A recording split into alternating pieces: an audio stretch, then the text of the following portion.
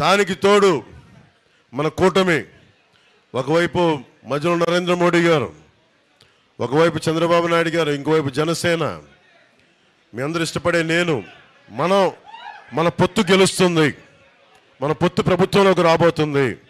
ఇందాక చాలామంది ఎంపీటీసీలు వస్తే ఒకటే మాట మాట్లాడారు, మేము ఈ ప్రభుత్వంలో పనిచేసాం, ఈ పార్టీకి పనిచేసాం, మాకు గుర్తింపు లేదు అంటే, మీరు కష్టపడితే గుర్తింపు ఇచ్చే వ్యక్తిని నేను.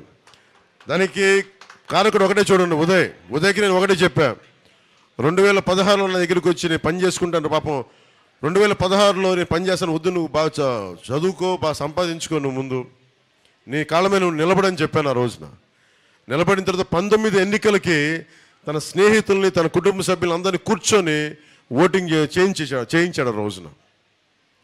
ఆ రోజు 2019 నుంచి పని చేసుకుంటూ వెళ్ళాడు. అంటే నేను కష్టాన్ని గుర్తించేవాడని చెప్పడానికి, అందరినీ కలుపుకెళ్ళిపోయే వ్యక్తి.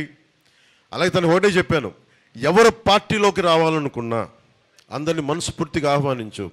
ఆ పరిస్థితిలో నీకు కూడా సీట్ లేకపోయినా సరైన సమర్థుడుంటే అతనికి ఎమ్మెల్యే, అతనికి స్థానాలు ఇచ్చి కావాలంటే వెనక్కి వెళ్ళంటే నేను మీరు ఇచ్చే సూచనలు శిరసా మనకి మనసా వాచా నేను పాటిస్తానని చెప్పి నిలబడితేనే ఈ రోజున తను కోరుకోకుండా ఈ రోజున కాకినాడ ఎంపీ పార్లమెంట్కి టీ టైం తంగెళ్ళ ఉదయ్ శ్రీనివాస్ గారిని నేను నిలబెడతా ఉన్నాను. ఈ రోజున నేను ఎందుకు పర్లేదు చప్పలు కొడుతురు కానీ మీరు నినాదాలు కావాలి కదా, మావాడికి శక్తి కావాలి కదా, మావాడికి మీ నినాదాలే కదా, మీ జై ధ్వానాలే కదా శక్తి పార్టీకి. పిడికిలి బిగిస్తేనే కదా బలం. ఇలా లూజ్గా ఎందుకు మాట్లాడతాం, పిడికిలి బిగించి కొడితేనే కదా దెబ్బ తగిలేదు. సో నేను ఒకటే కోరుకుంటా ఉన్నాను, మా జనరల్ సెక్రటరీ సత్యగా రండి, మీరు కూడా రండి.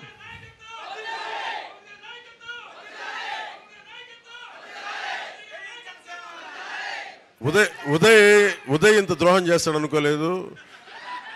నాకు నినాదాలు పలకాల్సింది ఉదయ్ని, మీరందరూ నాయకత్వం చెప్తా సంగతి.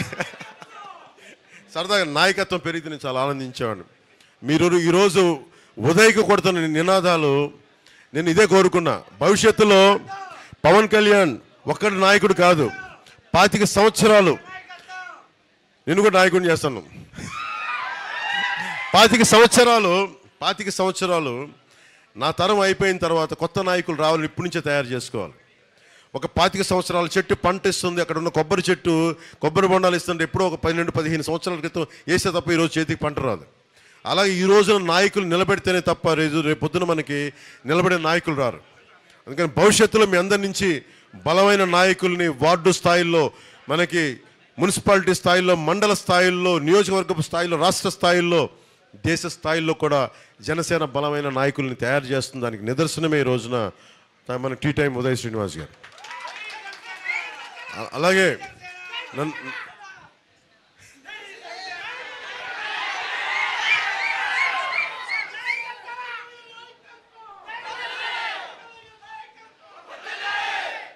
ఏలే మీరు బాబు మీరు తప్పకుండా కూర్చోండి, మీరు అందరూ కూర్చోండి, కింద కెమెరాస్ కూర్చోండి, పర్లేదు చాలా తీసిన ఫోటోలు చాలే,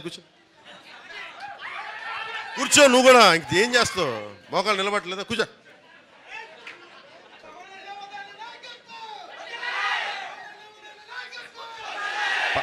పర్లేదు, ఈరోజు ఉదయ్ కదా కాదు నేను నిజంగా చెప్తున్నా, ఉదయ్కి సంవత్సరం కూడా అవల బాధ్యత అప్పచెప్పి ఇంత బలోపేతం చేశాడు పార్టీని. అందరినీ కలుపుకెళ్ళాడు, మన నాయకులందరినీ కలుపుకెళ్ళాడు,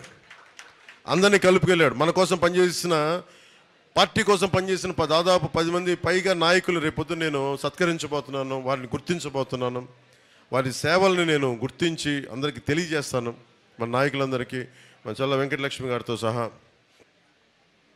ప్రతి ఒక్కరికి నా హృదయపూర్వక ధన్యవాదాలు. నాకేలా ఈసారి చిన్న మెజారిటీతో కాదబ్బా, కొంచెం భారీ మెజారిటీతో గెలిపించాను. ఎందుకంటే నేను ఆలోచిస్తే నేను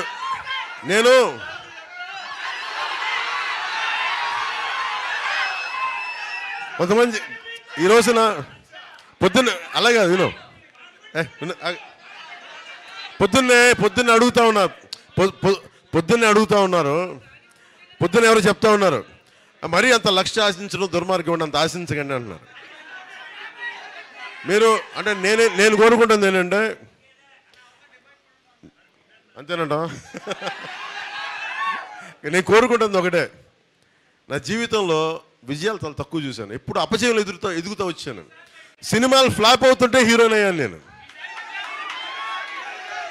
అందుకే హరీష్ శంకర్ ఉస్తాద్ భగత్ సింగ్ ఒకటే అడిగాడు, మీరు ఎప్పుడు గెలుపులో ఎదగడం కంటే కూడా మీరు ఓడిపోయే కొద్దీ ఎదుగుతారు మీరు. అలాగే మా గ్లాసు నేను అడిగా, ఎందుకే అలాంటి డైలాగులు రాయనంటే, మీకు తెలియదు సార్, మీకు మాకు బాధలు మాకున్నాయి, నన్ను చంపేస్తారు మా అభిమానులు అందరూ, మా వాళ్ళంతా. ఒకటే చెప్పాడు, పగిలే కొద్దీ పదునే కొద్ది. అలాగా ఎగ్జాక్ట్లీ అదే చెప్పాలనుకుంటా. వైసీపీకి ఏంటి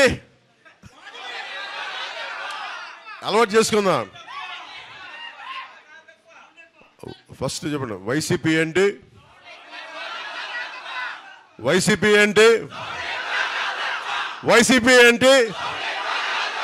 జనసేన ఏంటి? జై జనసేన, జై హింద్.